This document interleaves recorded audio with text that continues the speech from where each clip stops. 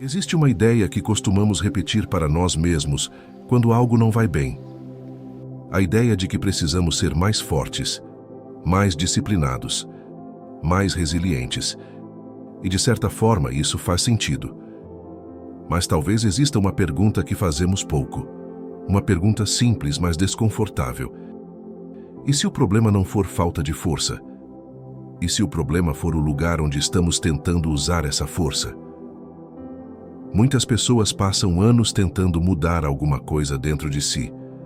Tentam recuperar a confiança, a tranquilidade, a motivação, a alegria de viver. Mas apesar de todo o esforço, acabam voltando para o mesmo ponto, como se estivessem correndo sem sair do lugar.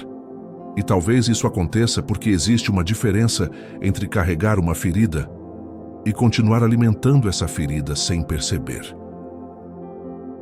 Hoje queremos refletir com você sobre algo que pode mudar completamente a forma como enxergamos certas dores. Porque às vezes, aquilo que nos impede de seguir em frente não é a ferida em si. É o ambiente que continua mantendo essa ferida aberta. O ser humano tem uma capacidade impressionante de adaptação. Nós nos acostumamos com quase tudo, com os horários, com os barulhos, com as rotinas, com as pessoas. E, infelizmente, também nos acostumamos com aquilo que nos faz mal. Talvez você já tenha passado por isso. No início, algo incomoda. Você percebe, questiona, sente o peso. Mas o tempo passa e aquilo começa a parecer normal. A cobrança excessiva, a ansiedade constante, a sensação de nunca ser suficiente, o ambiente pesado, a conversa que sempre termina da mesma forma, a rotina que drena suas energias. Nada disso acontece de uma vez. Acontece devagar. E talvez seja exatamente por isso que seja tão difícil perceber. Porque aquilo que nos machuca raramente chega anunciando que vai nos machucar. Na maioria das vezes, entra silenciosamente na nossa vida e permanece tempo suficiente para parecer parte dela. É como entrar em uma sala com um cheiro muito forte. Nos primeiros minutos você percebe. Depois de algum tempo, já não sente mais nada. Mas o cheiro continua lá. Com certas dores acontece exatamente a mesma coisa. Elas deixam de chamar atenção, mas continuam presentes. E existe um risco enorme quando isso acontece, porque aquilo que parece normal deixa de ser questionado. E aquilo que deixa de ser questionado costuma permanecer. Talvez uma das perguntas mais importantes que alguém pode fazer a si mesmo seja esta: o que eu já considerei normal apenas porque convivo com isso há tempo demais? Essa pergunta muda tudo, porque, muitas vezes, a primeira etapa da cura não é encontrar uma resposta.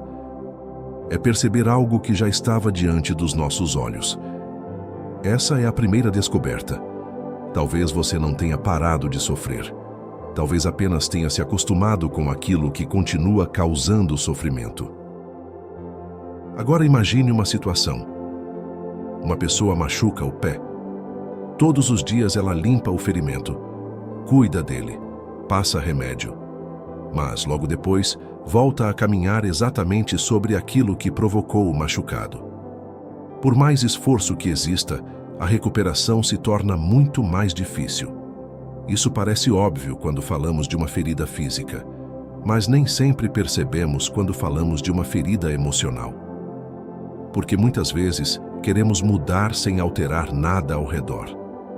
Queremos recuperar a paz, mas mantemos os mesmos padrões. Queremos recuperar a confiança, mas continuamos alimentando as mesmas comparações. Queremos viver com mais leveza, mas permanecemos presos às mesmas exigências impossíveis. E aqui existe uma armadilha interessante. Quando a mudança não acontece, a tendência é concluir que o problema está em nós, que não tentamos o suficiente, que não fomos fortes o bastante, que nos falta alguma coisa. Mas será que essa é sempre a explicação correta? Ou será que, em alguns momentos, estamos exigindo de nós mesmos uma transformação enquanto continuamos cercados pelos mesmos fatores que dificultam essa transformação? E existe algo ainda mais profundo. Porque talvez você tenha imaginado até aqui que estamos falando apenas de lugares, de relacionamentos, de ambientes externos. Mas essa reflexão vai além, muito além.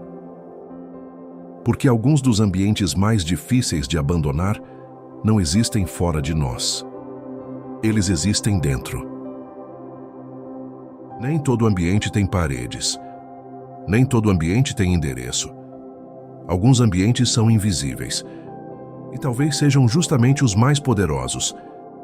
Existe quem continue vivendo dentro de uma culpa antiga, mesmo depois que a situação já passou. Existe quem continue vivendo dentro de uma expectativa impossível, mesmo depois de perceber que nunca conseguirá alcançá-la. Existe quem continue vivendo dentro de uma versão de si mesmo criada anos atrás.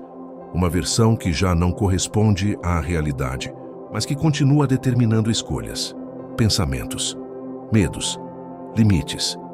Às vezes a pessoa não está presa a um lugar, está presa a uma narrativa, a uma história que repete internamente há tanto tempo que passou a acreditar que é verdade. Eu sou assim. Eu nunca consigo. Já é tarde para mudar. Esse é o meu jeito. E sem perceber, transforma essas frases em uma espécie de residência emocional. Passa a morar dentro delas. Talvez por isso algumas mudanças pareçam tão difíceis. Porque mudar não significa apenas fazer algo diferente. Às vezes significa deixar de habitar uma identidade que já não serve mais. E isso exige coragem.